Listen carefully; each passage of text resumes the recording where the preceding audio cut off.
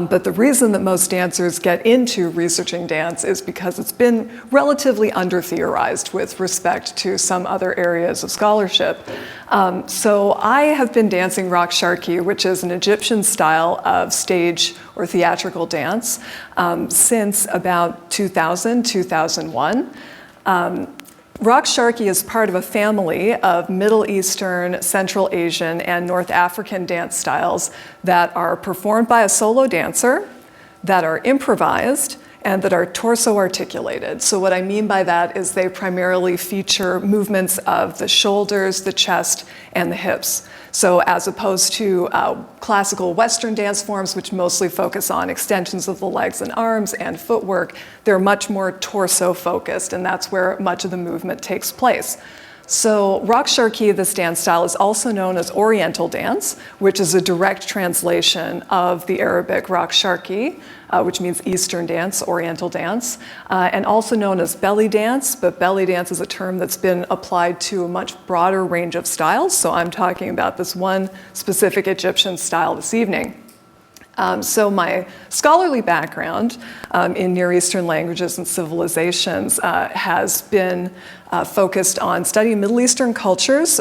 Much of the work that I've done has been with ancient Middle Eastern cultures. And one of my areas of specialty is sensory studies. So sensory studies is the study of how the senses are understood within different cultures. Rather than looking at the physiological aspects of sensation or sensation as a biological or medical phenomenon, it's looking at the social aspects of sensation. So how are the senses understood to operate and function within different cultural contexts?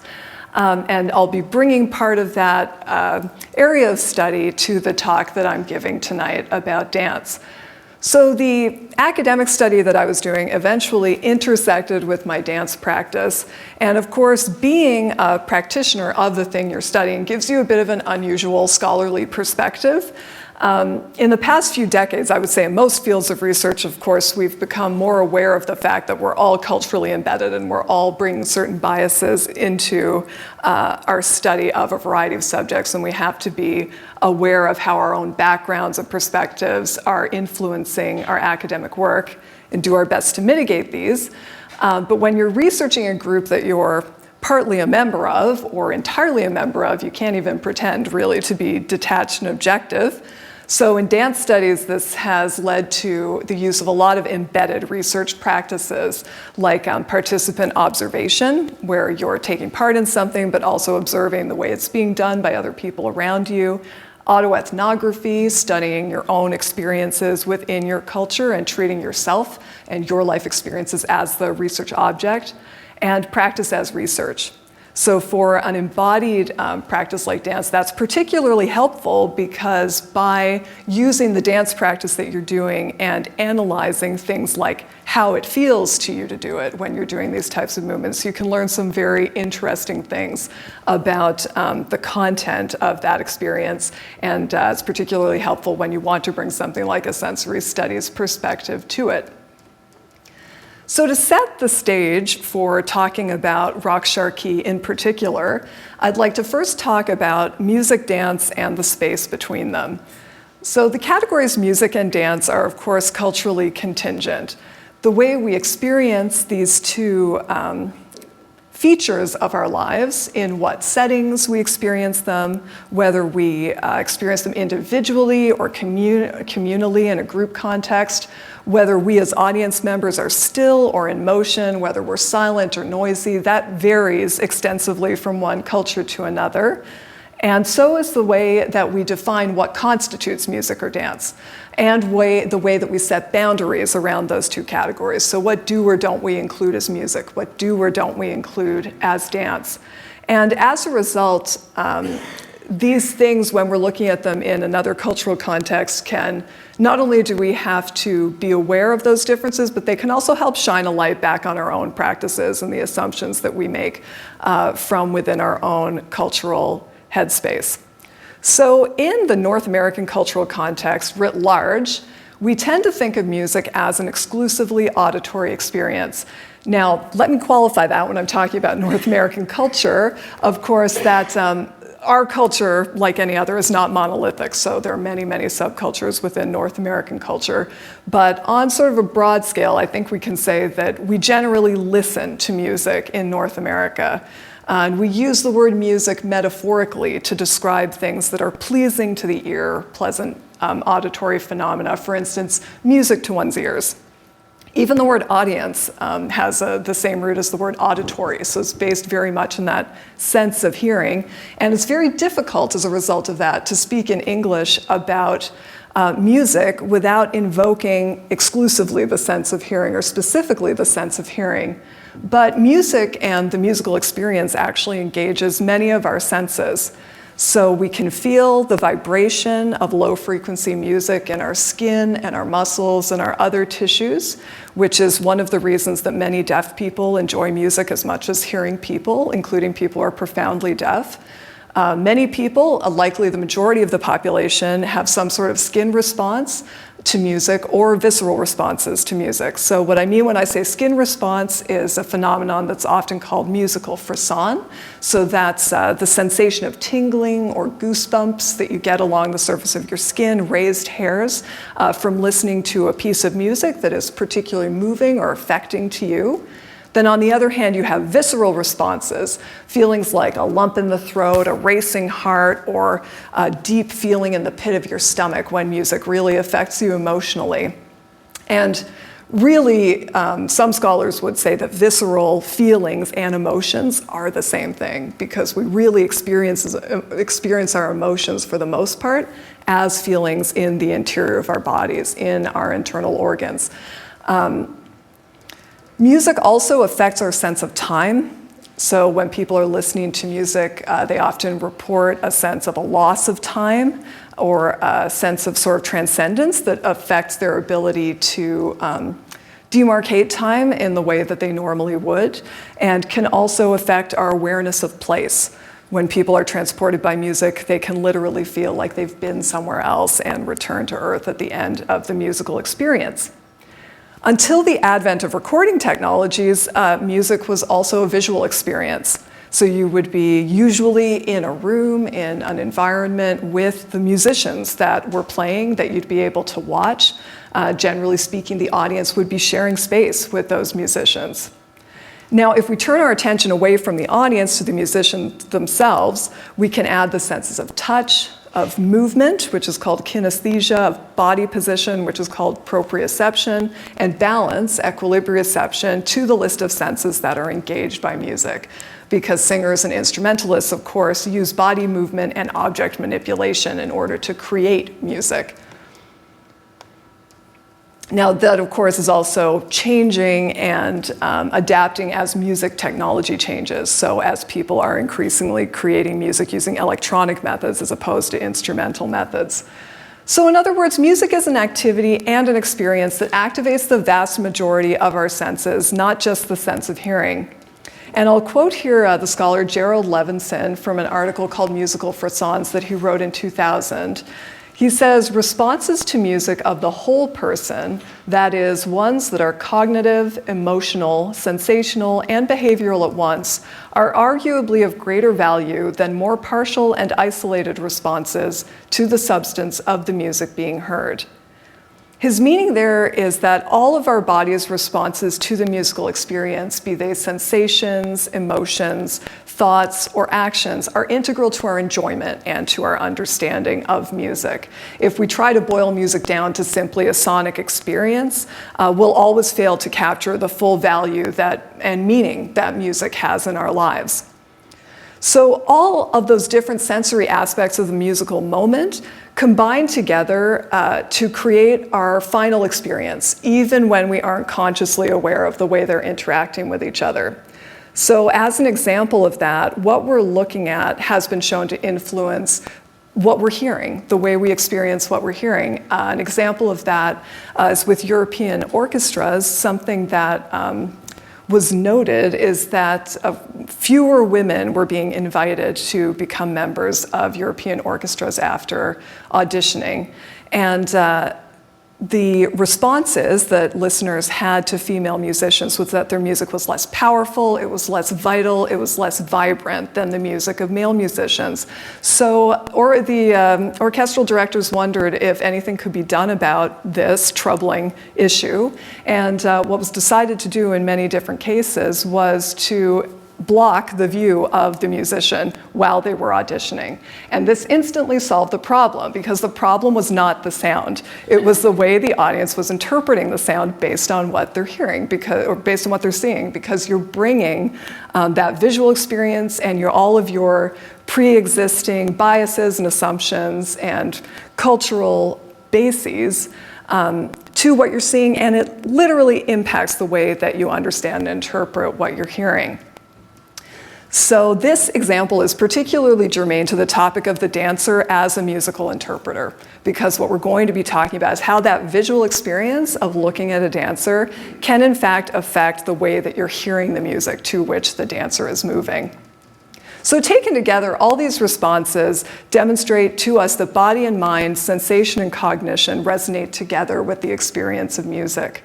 Now, if we turn to dance, while we consider music much of the time as sound alone, we consider dance as movement alone. And that's also not fully capturing what dance is and how it operates. So dance for the dancer is kinesthetic. It's that sense of body movement, but it's also visual, it's auditory. You can hear the footfalls of dancers on the stage. You can hear, sometimes sounds from costuming, especially in certain costumes in various cultures where bells or other costuming pieces are worn that intentionally create sound to accompany the dance and the music. And dance can even be tactile. So for instance, take European couples dancing, like waltz, where part of your experience as a participatory dancer is you're touching your partners. So physical touch is also part of that experience. So how do dance and music relate to one another? In our particular cultural moment, we tend to view dance as secondary to music. And I mean that in a number of different ways, both in popular culture and in academia. So music is often performed without dance. Dance is almost never performed without music. This is the way we're used to experiencing these two cultural objects within our society. There are many more professional musicians than there are professional dancers. So in Canada, in the 2016 census, there were about 3 times as many professional musicians as professional dancers. And music is actually the #1 artistic career in Canada. And that's for full-time professional artists who identify as musicians as their primary occupation. Musicians are better remunerated than dancers, so dancers are actually the least well paid of any of the 9 artistic professions that are tracked in Canada. And the gender and age breakdown of musicians versus dancers, I think, also reveals some very interesting things in this country, because the gender and age of musicians is roughly the same as the general workforce, but the gender and age of professional dancers skews overwhelmingly female and young. So over 80% of professional dancers are female, and over 80% are under the age of 45. So in other words, dance as a profession doesn't have the same longevity as music, but also it tells you that in dance, sort of aesthetics of the body, prevailing aesthetics of the body, are paramount, as well as athleticism, which young dancers have, rather than experience, artistry, or emotional expressivity, which are features of your artistic practice that in many disciplines evolve and develop and are richer over time. So we've likewise positioned dance as secondary to music within academia, because of course there are hundreds of programs in music across North America and a handful in dance. But I'd submit that's not only because we accord greater prestige to musical performance than to dance performance, but also because dance, being so much of the body, being so deeply carnal, has only slowly gained acceptance as a legitimate object of study. So it's only in recent decades where dance studies has really started to come on as an academic field, and people have begun to see this as something that really has scholarly merit. And it's especially true that non-Western forms of dance are sort of the least theorized, as opposed to dances from the Western classical canon. So in sum, dance has been considered secondary to music in economic value, in artistic value, and in scholarly value. And this lower valuation of dance can, I think, likely be traced to the assumption that dance is forever secondary to music in time. So the formulaic progression in our society is that first music is composed, rehearsed, and performed, sometimes recorded, and only then are theatrical dances choreographed to it, or only then do nightclub goers go out and rave to it. So consider two statements. Without music, there could be no dance. For most people, that seems okay, pretty acceptable. Without dance, there could be no music. I think most people would have trouble with that statement because we so often experience music without the accompaniment of dance. We see dance as reliant on music for its very existence in a way that music is not dependent on dance. So in the example of Egyptian Raqs Sharqi that I'm going to discuss this evening, I'll challenge these assumptions about the typical relationship between music and dance. I'll argue that music and dance are both multisensory practices that are deeply intertwined in the way that they're produced, performed, and consumed by audience members. And to capture this interconnected relationship, I'd like to invoke an obsolete phrase that uses the word music. The phrase is to step music. And I find that really interesting because it means to move with rhythmical grace, but it also captures a fundamental entanglement between dance and music. To step music is to embody sound and to make movement audible. So I think that's a sort of useful phrase to have as we're moving forward. So let's talk about the role of dance in Egyptian culture. The type of general genre of dance that I've described, solo, improvised, torso-articulated dance, is the most widespread form of social or vernacular dance in Egypt. It's enjoyed by people of all ages, all genders, all social classes, and various ethnic groups across the entire country. So as an example of that, I'd just like to play you a little video clip. And this shows 3 young girls dancing at a wedding. So it's your typical aunt took this footage or what have you. So it's not very high quality. But what you can see is that these 3 preteen girls are doing movements that you'll also see professional dancers do, which are articulations of the torso, articulations of the hips. There's not a great deal of footwork or movement going on because all of those movements are mostly concentrated in the body. They sort of flow down to the feet, but footwork is not the primary focus of the movement. So you see people of all ages doing this type of dance at any type of Egyptian celebration.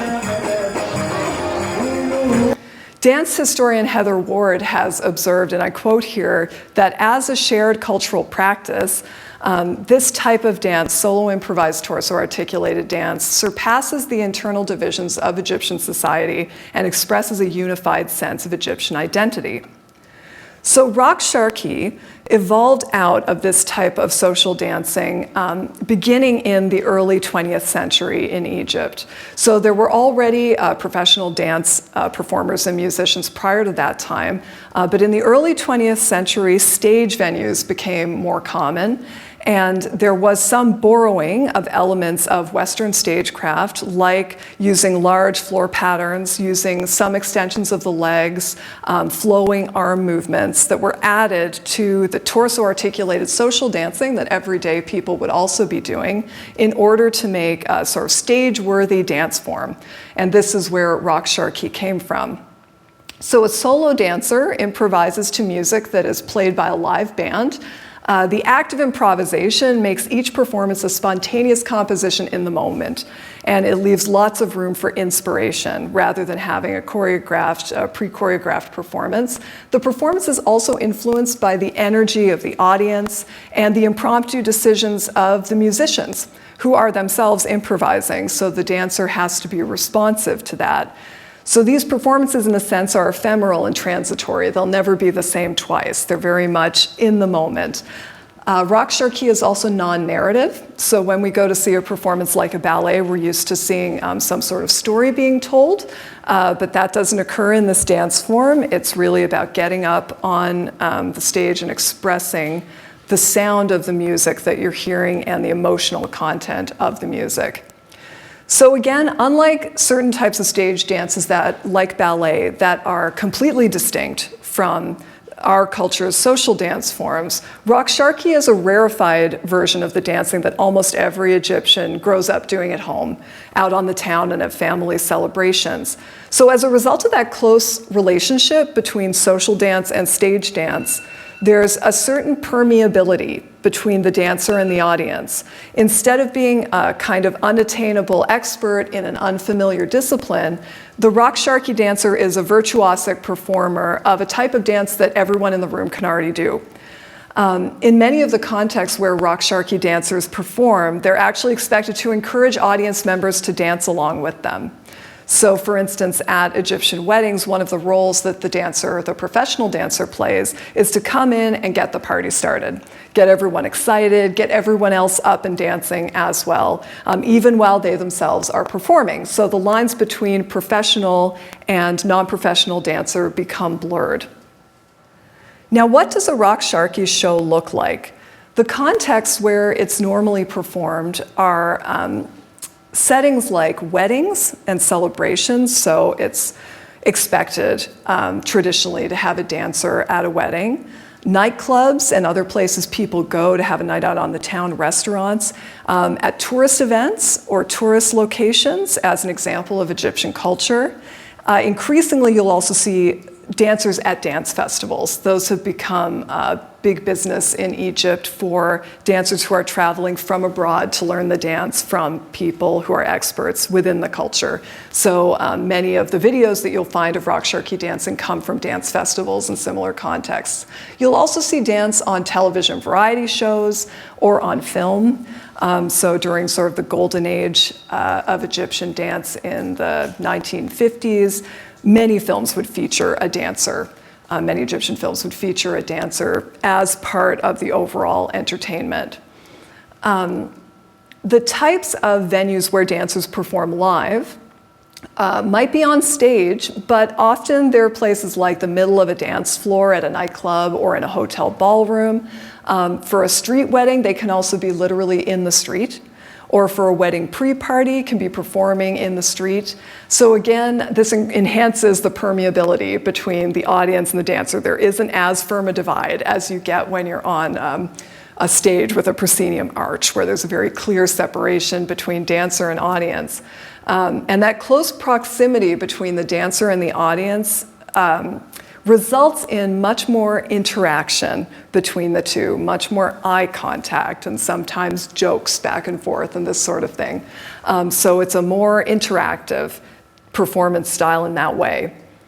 The format of a dance show is normally half an hour to an hour in length, and remember that's with one solo dancer is improvising the whole time. So it's a substantial performance for one person. And there are several distinct sections in your typical Raqs Sharqi show. So the first is an orchestral introduction. This serves to introduce the dancer as well as to unify the audience and draw them into the performance. There's normally a great deal of variety in rhythms and instrumentation during the introductory segment, so the dancer can give a taste of the different things she's going to offer during the rest of the show.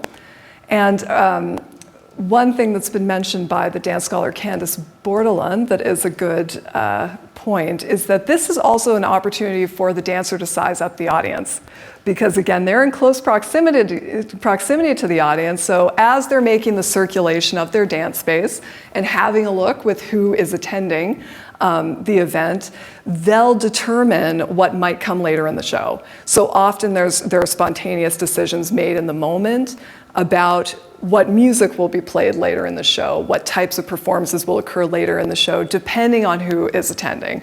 So for example, if an Egyptian dancer is aware that there are some members of the audience who are from the Persian Gulf region, They might throw in Khaliji-style dance for part of the show, which is a Persian Gulf-style dance. So they'll make those sorts of adjustments in order to play to the particular audience that they're in front of. The introduction is followed by a light song. This is a popular or well-known song that's upbeat and that the audience would recognize to get people engaged, clapping, singing along, and more focused on the performance. That's followed by a folkloric section. And note that this is folkloric stage dance, so not necessarily what you would see in a folk context when you're out doing social dancing with people, but sort of your stageified version of folk dance. This is often a style called Saidi style, which comes from the south of Egypt, or balladi style, which is country dance. Balladi translates to country. The folk piece also increases the audience's rapport with the dancer. And this increase of rapport, this chance for the dancer and the audience to get to know each other, is important because in many ways the dancer is a transgressive member of Egyptian society. So dancers in the 20th century have been mostly female, and they are at the one time admired for their very high level of skill, but on the other hand, mistrusted, because being a professional dancer is associated with sexual availability. So, and there are several different reasons for that. One of them, as the dance scholar Anthony Shea has put it, is simply because being out and performing in public and allowing people to watch you is a form of symbolic penetration. So it doesn't matter whether you're actually promiscuous, but the fact that you're out there in front of people is already a problem. Earning money from performing in front of people is therefore considered adjacent to sex work because you're making money from the display of your body. And then the third issue is dancers are often presumed to be literally promiscuous or to be engaging in sex work. So the dancer has this very ambiguous position within Egyptian society, that on the one hand, they're admired, they're invited to every wedding. People enjoy interacting with them in those socially acceptable contexts. However, people wouldn't necessarily want their child to become a dancer, because as much as you might admire them, you would think maybe their lifestyle isn't something that you want your child to get into because of your assumptions about the way a dancer leads their lives. So it's particularly important during the dance performance for the audience to have that chance through the light song, which is upbeat and popular, and the folkloric section to have an opportunity to really connect with the dancer to a greater extent. And during the folk piece in particular, audience members are often encouraged to move their own bodies and to dance somewhat themselves. Then you have a long love song. So this is part of a musical genre that is called tarab in Egypt, which is a general term for secular art music or modern classical music throughout the Near East. And this is a modern urban genre that has medieval roots. Tarab songs are performed by a singer who's backed with an orchestra, and normally they're very visceral, emotional songs that are about yearning often themes of loss. And it's a chance for the dancer to give free rein to her emotional expression. So the tarab piece is your emotional climax. You're building up the energy through the light song, the folkloric piece. You reach the emotional climax of the show. And then there's a finale, which is sometimes a drum solo, which allows for very precise musical interpretation. So the key values in an Egyptian Raqs Sharqi performance, it won't surprise you, of course, that mechanical technique and muscular control are sought after in a Raqs Sharqi performer, particularly because Raqs Sharqi is so closely related to Egyptian social dance. Audiences wish to see a higher level of technical accomplishment that distinguishes the professional dancer from the average member of the public. But technique is not the most salient feature of the Raqs Sharqi performance. Instead, its two most crucial features are musicality and emotional expressivity. So because the dance form is grounded in movements of the torso, the dancer has at their disposal an array of small, intricate movements and the potential for subtle physical expression using an engagement of the body's core muscles that the dancer can use to interpret many different features of the music. Now, although I've separated technique, musicality, and emotional expression out from each other for the purposes of analysis, they are thoroughly interconnected in practice. So strong technique is the foundation that allows for virtuosic musical interpretation, and emotional expression is an aspect of interpreting the music because it's part of the holistic understanding of what is being communicated by the music. So to speak more specifically about musicality and what it looks like in Egyptian dance, I'd like to just start by saying a few words about Egyptian music. So Egyptian orchestral music is heterophonic. This means that it creates interest and texture by layering instruments, each of which simultaneously performs its own ornamentation on the melody. So it does that instead of using harmonies or other ways to create musical interest. And each instrument has specific ways of adding these embellishments. So for example, the kanun, which is a zither that sits on the lap that's plucked with the fingers, that can play runs up and down, while the ney, which is a reed flute, can bend the pitch of a note or add trills. So when you're listening to Egyptian classical music, you're hearing many layers of different instruments embellishing the same melody all at once. In performing with this music, the Raqs Sharqi dancer has ample opportunity for musical interpretation. She can pick out one instrument from amongst those many layers in the music and represent it by emulating its rhythm, its pitch, or its dynamics in the movements of her body. The dancer also picks up on folkloric cues in the music, so if she hears rhythms or instrumentation that are associated with a particular folk style, she'll respond by doing steps that are associated, or steps or movements that are associated with that particular folkloric style. And the dancer also expresses emotions associated with the song's lyrics or its musical mode. And often lyrics or songs with lyrics, when they're performed for a dancer, there won't necessarily be a singer. But very popular classical songs, the audience knows the lyrics to the song. They're very familiar with the music. So the dancer nonetheless will interpret the lyrics of the song even though you're not actually hearing them in that moment. So by virtue of all this musical interpretation, the dancer has the power to change the way others hear the music. She's essentially an interpreter translating music into movement, and she becomes a physical embodiment of the song, a visual representation of what you're hearing. Through her interpretation, the Raqs Sharqi dancer chooses not only what the audience will see, but what they'll hear. So like we were talking about earlier, when you're looking at a woman or a man playing a musical instrument, changes what you'll hear. In this way, the dancer also has the ability to change what the audience is hearing.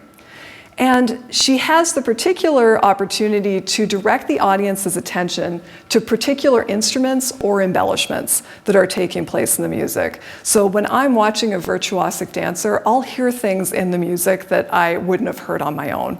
I'll hear a little trill because they've represented in their body that I might not have noticed if I were otherwise absorbed in the musical experience.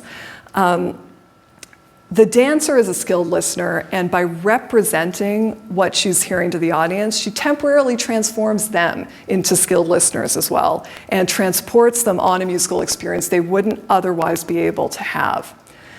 Further to that, she has the power to change the way the audience feels the emotional content of the music.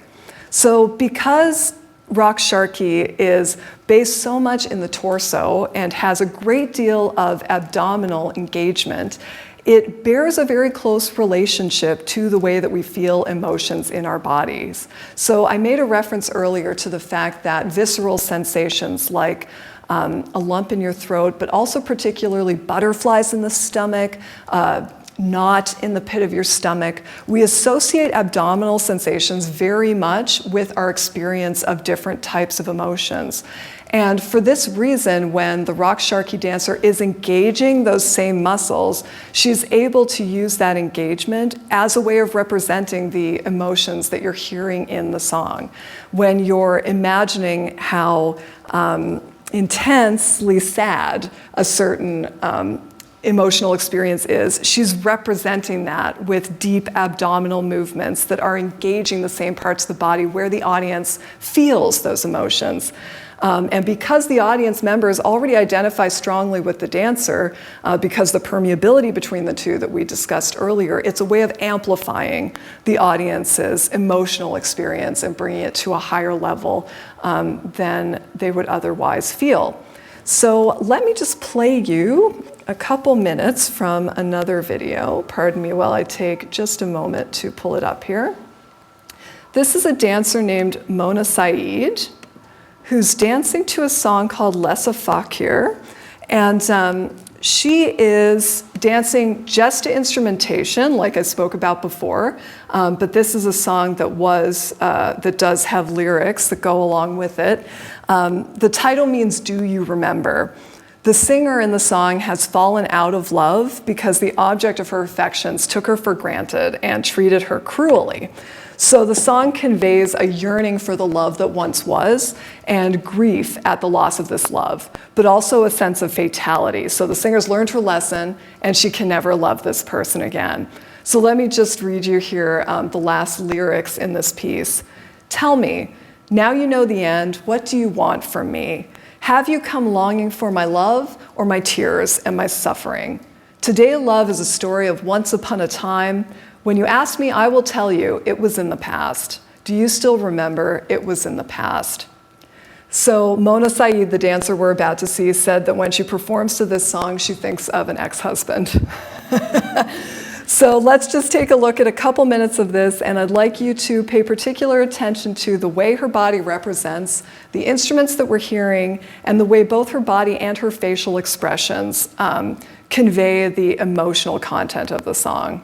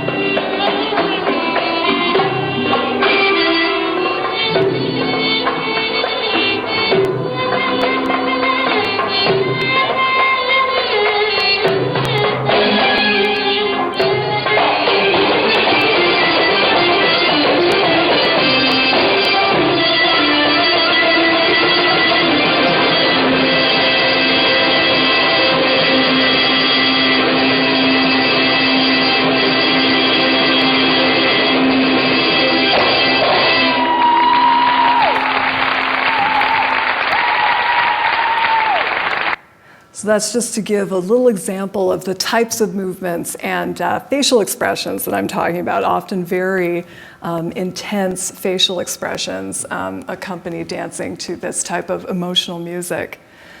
Now, to speak a bit about the dancer as a listener, because the Raqs Sharqi dancer improvises to live music with spontaneous embellishments and variations added by the musicians in the moment, she has to listen attentively and respond almost instantaneously to what she hears.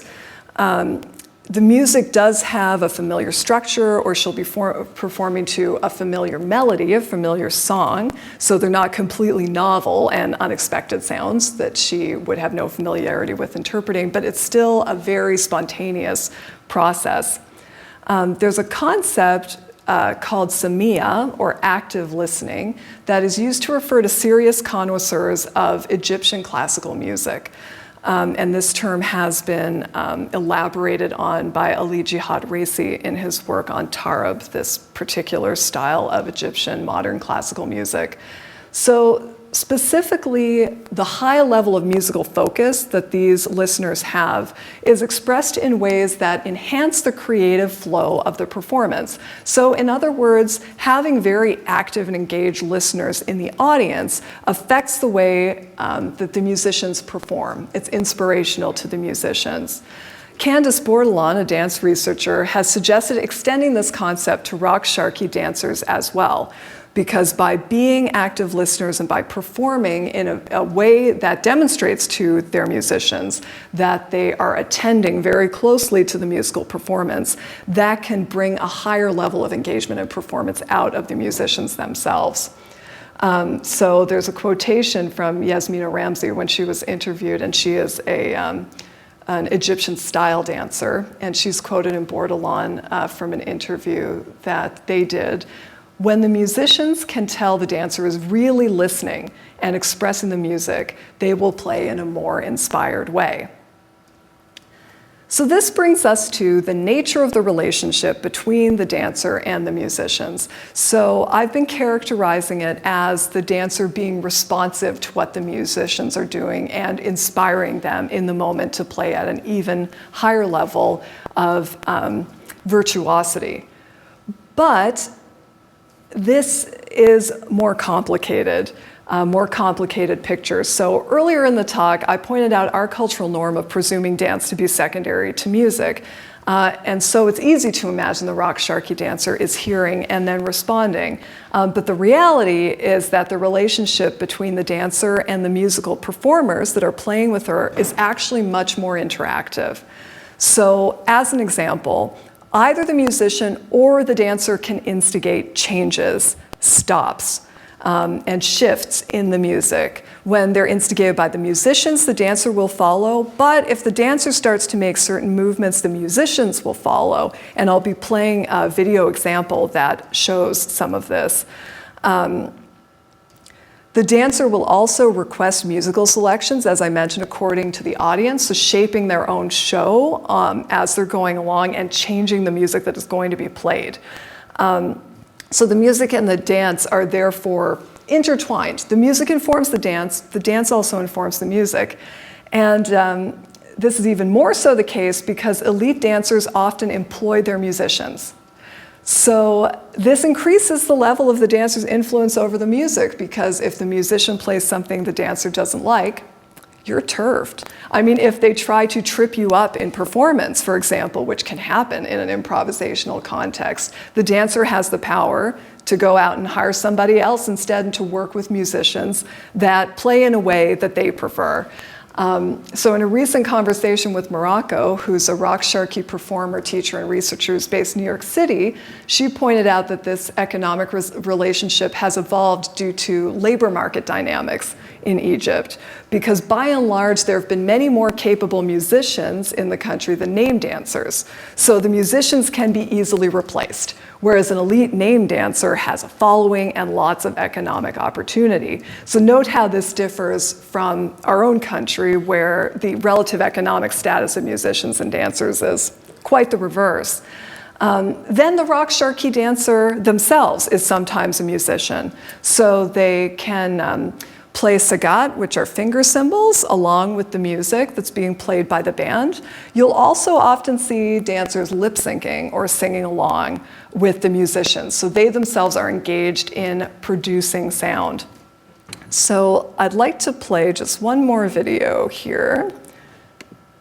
And this is a video of Rhonda Kamal, and she's performing on a Nile cruise ship. So this is a tourist context. But what I love about this video is, firstly, she's a fabulous musical interpreter, and she's performing to a drum solo here, which is, so for much of this piece, only one drum will be playing, and she'll be interpreting it very closely with the movements of her body.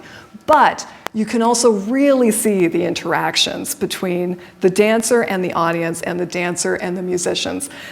So pay attention to certain parts throughout the video, and you'll see her interacting with her musicians and them following her lead. If she stops moving, they stop playing. So I'll just play this for you.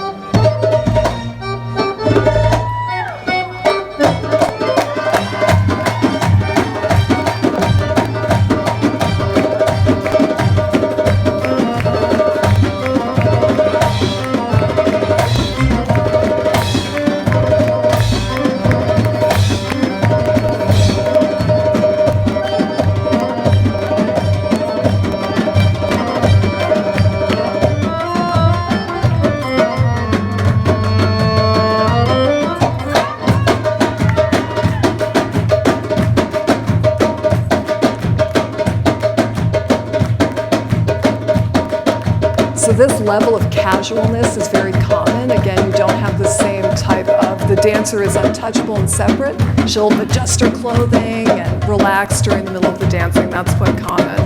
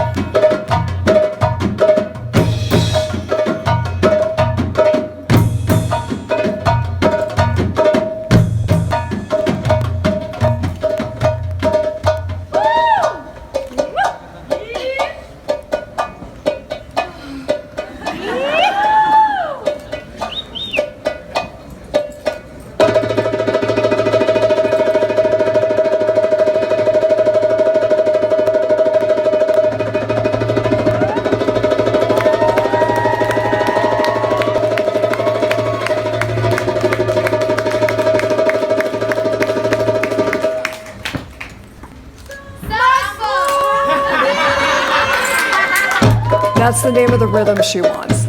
So Mazmudi is what they're playing for her now.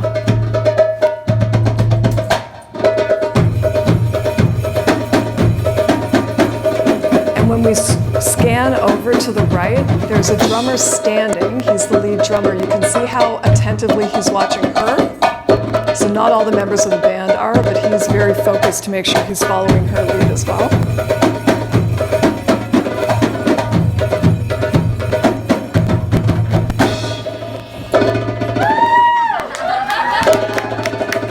Okay, so again, he's stopping and starting when she's stopping and starting there. Samba, samba, samba, samba. New rhythm. So that gives you a bit of the sense of this high degree of interactivity that you get when dancers are performing with their live musicians, that they're actively requesting and engaging, and that the live musicians are actively responding to what the dancer is doing. And they need to be in order to present a sort of beautiful, coordinated performance between all the performers. I'll quote here Barbara and Ali Jihad Raisi, who are both researchers of Middle Eastern dance and music, and quote, "It is the intense relationship between the dancers, singers, and musicians, as well as the impact of an emotionally charged audience that imbues Arabic dance and music with its soul and vitality." So in conclusion, as a cultural practice, Raqs Sharqi complicates presumptions of the primacy of music relative to dance and demonstrates the many ways in which the senses are engaged in musical and dance performance. These complex interactions that we've looked at between the dancer and musicians, as well as the integration of multisensory stimuli, combine to create a heightened emotional aesthetic experience for the audience. So thank you very much, and I'd be happy to take questions. Well, I have many questions, but let's start with just one simple one. Do the clothes have anything to do with the style, with the dance, or they are just something that happens? Because I see this dancer is wearing particular clothes, different clothes that the dancer that you feature in the video before. So, yeah, the role of the clothes, and do men do that? So I'll take the first part, the role of costuming. So the costuming is, generally speaking, designed to enhance the movements. So often you'll get sparkles, fringe, styles change over time, but rhinestone, sparkles, fringe, sequins, so that you can see small movements because they reflect the light and amplify small movements. Historically, you have either a bra and belt set or bra and skirt set that separates the torso from the upper body, again, which has the benefit of showing the isolations that are occurring within the torso. But it's interesting that you pointed out how different the two costumes were. These two videos were taken 25 years apart. So fashion changes in dance in Egypt, and people want to see new fashions. And in fact, celebrity dancers will often push the boundaries of what's acceptable in terms of what you would wear in front of people. So the fashion definitely changes over time. And you've seen everything from mini skirts were popular at one period, different types of bras that push things up in different types of ways. And a lot of that relates to fashion and audiences wanting to see exciting new things on celebrity dancers. So this is especially a feature sort of the more elite dancers are constantly changing costumes and putting new things in front of their audiences, so they're not seen wearing the same costumes necessarily too frequently, depending on their level of celebrity. Like you wouldn't want to be seen wearing the same dress on the red carpet, not that I have personal experience with that.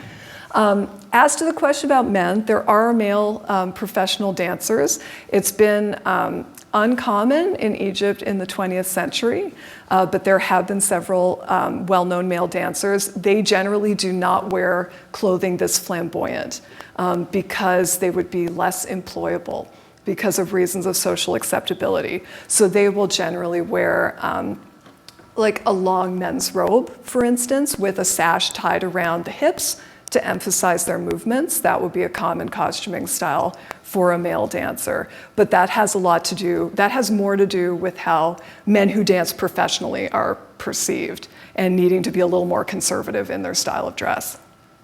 Okay, thank you so much. That was fascinating, and I have questions about venues, both venues for performance, but also for learning. And I'm just wondering what your own experience was. How did you figure out who you would study with, and was it a school? Was it an individual relationship? How did that work? And this is completely different within Egyptian culture as opposed to dancers from other cultures studying Egyptian dance in other places. So within Egyptian culture, you learn social dance growing up, mimetically, by imitating the people around you, by imitating dancers that you see at weddings, on television. Historically, many celebrity dancers have come from performance families, so they were mentored within their own families, or people who wanted to become dancers often sought mentors. But dance classes are fairly new in Egypt, and many of them have an aerobic focus, like fun way to exercise, come and we'll do some dance movements, as opposed to a technical focus. If you're learning Egyptian dance in North America, you normally take dance classes. I started out because I had friends, fellow students at my university who were Egyptian, so they started a club. And I joined the club and started to learn social dance styles from them, and I became very interested in it. So I took some classes and then eventually sought mentors who were sort of higher level pedagogically in North America in the particular style Egyptian Raqs Sharqi that I wanted to learn. So that's typically what you would see in a North American context because someone like me hasn't been exposed to the dance style growing up. So as a result, I'm learning it according to a much more Western pedagogical model. I go into a classroom with a mirror and a teacher who explains the movements to me, which is, I think, quite a different experience, and actually something I'd like to write about, the pedagogical differences between in-cultural learning and out-cultural learning, and how that influences how the dance is even performed inside Egyptian culture versus outside it. I take it there were musicians hired to play at these classes then? Well, in North America, you would typically use pre-recorded music. So it's rare that you get a chance to perform with live musicians because there's so many fewer, and because the economics here don't really allow for it to hire musicians for dance classes, or even, unfortunately, for performances, because it's difficult to make enough money from a performance to pay a dancer plus musicians. So unfortunately, the reality today is that live music is less common. It was much more common in the 50s, 60s, and 70s when there was a boom in Arab nightclubs in both the United States and Canada, and immigrants from the Arab world went out to nightclubs as a way of reconnecting with their home culture and other people from the same linguistic and cultural communities. And in those venues at that time, there was live music and live dancing, but unfortunately it's much less common today. I'm really interested in the discourse around dancing, listening, and musicking, and I'm just wondering, how do people talk about listening to music? Do they use, for example, kinesthetic metaphors? And how are dancers evaluated? Do people say something about how she helped me to hear the music? Unfortunately, I can't answer the linguistic questions because I don't speak Arabic. So I do study the way we speak about Middle Eastern dance in English, but I don't speak Arabic in order to analyze, unfortunately, which drives me completely batty. These sorts of interpretations about how the dancer helps the audience listen to and hear the music have come in part from interviews with Egyptian dancers and their interpretations of their artistic practice and the way it relates to the audience experience. But unfortunately, I can't speak to how it's talked of colloquially. I wish I could. I have a question, yes, please. If you wouldn't mind. Yeah. I'm curious about the relationship between the facial expressions and the dancing. Just seeing those clips, it seemed as though the facial expressions weren't a direct expression of emotion, but seemed to be reacting to the dance itself. Is that right? Am I reading this correctly? Yeah, I think that's a really good point, because one of the things you often see, I think, is expressions of pleasure and movement. So expressions of pleasure in the enjoyment of your own body. And I think you can read a lot of that and see a lot of that in the way that dancers, Egyptian dancers, express themselves and in their facial expressions when they're moving. You get, I think, and there's one dancer, you saw it a bit with Mona, and there's another dancer named Dina who's quite known for it, having very, I want to say exaggerated, but I don't mean that in a negative way, but very, very expressive facial movements that relate to what she's hearing in the music, but also there's a certain sense of sometimes amazement at what she's doing. And that draws the audience in as well. You know, when the dancer is sort of looking at, this is so good, I'm enjoying what I'm doing so much, or, you know, look at this thing that I'm doing. That also causes the audience to cue to certain things that in the dancer's movement. So that's absolutely true, very astute observation. Oh, fascinating. Almost parallel to the way that, you know, in popular music, a guitar player may have guitar face reacting to their own, the parts they're playing, sort of thing. Right, absolutely. Yeah. Fascinating. I'm really struck by this idea of physiological responses being sort of emotional embodiments of the music. I was wondering if there are particular scholars that you're drawing from, or kind of where those ideas are coming from. At the moment, I'm drawing from my own work Brilliant. on sensory studies and the application of it in this particular dance context, because I do think, we know there definitely has been work on from the scientific perspective on mirror neurons and the way that you literally feel an echo of the movements that a person you're watching is doing, whether you're watching sport or watching dance. You physiologically experience some of the same muscle tensions and these types of things that you're watching. And I think this can explain a lot about the enjoyment that you get as someone who's watching Raqs Sharqi, because the dancer is really engaging all those abdominal muscles where you feel all those emotions, and I think it causes the audience to feel an echo of that. But that's something I've been working on. Yeah. Great, thanks. You were talking about the issue of women going into dancing and the problems, with society looking at them as easy available. So who are the women who choose to go into a career or a profession in this kind of dancing? Is it a choice or for poor women to go into it, or do women from the upper class go into it? How does Raqs Sharqi deal with the issue of class? That's a great question.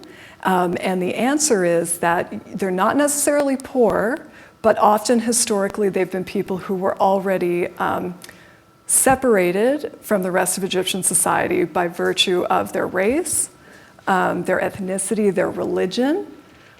So often dancers would be, for instance, Gawadze, which is the Dom or Gypsy minority within Egypt. So that's an example of a group that can do dance in a way because they're already outside the norms of Egyptian society. You also have dancers that come up within artistic families and marry into other artistic families. So there isn't, in their personal lives, they're not facing stigma around, for instance, who would want to marry a dancer, because everyone in their family and their community and their social contacts are other musicians and dancers. But one person who comes to mind is Farida Fahmy, who was a dancer with a folkloric troupe, and not performing Raqs Sharqi, but dance was still a problem for a person to perform, and she was performing the Reda troupe, which was the national sort of state folkloric troupe starting in the 50s, 60s in Egypt. And they sort of banked a lot on the fact that she came from an upper middle class family. She was a good girl. She was chaperoned by her mother whenever they performed. And that was sort of one of the ways that the state troupe achieved a legitimacy in order to perform at functions, state functions, and on an international level as a representation of Egyptian culture, was partly through her reputation. Well, our lead female dancer is extremely virtuous and upper class, and actually we know she's virtuous because she's always chaperoned. So that's one way that a dancer tried to avoid those stereotypes. That's very interesting. It makes me think a lot of flamenco music, because there are many similarities there. You know, the facial expression, how it is practiced within families, within neighborhoods, by gypsies. It is a lot of commonality there. Absolutely, with and flamenco. probably historic influence as well. Yes. Yeah, yes. mutual influence. I mean, when I went to a flamenco concert in Granada, I was just thinking, oh my gosh, the rhythms, so similar to Egyptian rhythms that I'm used to. So you can definitely see the historical relationship between those regions for sure. Definitely, yes. Yeah. Just raised something that it's got me to thinking about something with regard to the relationship between musicians and dancers. So I'm thinking now about the musicians. By virtue of their association with the dancer, how does that affect their status? Would these musicians also be the same musicians who might accompany Kulthum in her day, for example? Well, interestingly, musicians and singers are still tarred with the performance has a certain sexual and unsavory connotation to it, just to a lesser extent than a dancer would be, because they're still making money by getting up in public, using their bodies, and being sort of an object of public display. So both musicians and singers experience some of the same type of stigma, just not to the same degree as a dancer does, would be more extreme. As for the context, would musicians like these be the same type that would be performing in other orchestral contexts? My understanding is yes, but it's not a question I feel 100% prepared to answer. It's not one I've asked myself before, but it's a good question, and so I'm not 100% sure. So Mariana is asking if there's ever any clash or difference, I guess, between the dancer's interpretation of the music and the musician's interpretation, or maybe even the audience's interpretation. And if so, like how the dancer would reconcile their interpretation with the musicians or the audiences. That's really interesting. That's an interesting question. And my instinctive response is no, but it's not necessarily because the dancer's interpretation is always right, but because the performance in the moment is how the musicians and dancers are creating this mutual experience and the dancer's interpretation of the music and how she conveys that to the audience. So I guess I just have never heard of the issue of whether, for instance, musicians were unhappy or the audience was unhappy. I mean, definitely, you get criticism of different dancers for different types of reasons that people, don't enjoy this particular dancer's performance style or don't enjoy the way this particular dancer presents themselves on stage or what have you. But I can't think so much of an instance where you have, a musician or an audience member saying, oh, that's completely not the way I understood that song. I think it's, the dancer's sort of interpretation in the moment of the song is in a way their artistic purview. But that's a very interesting question. So thank you, Mariana.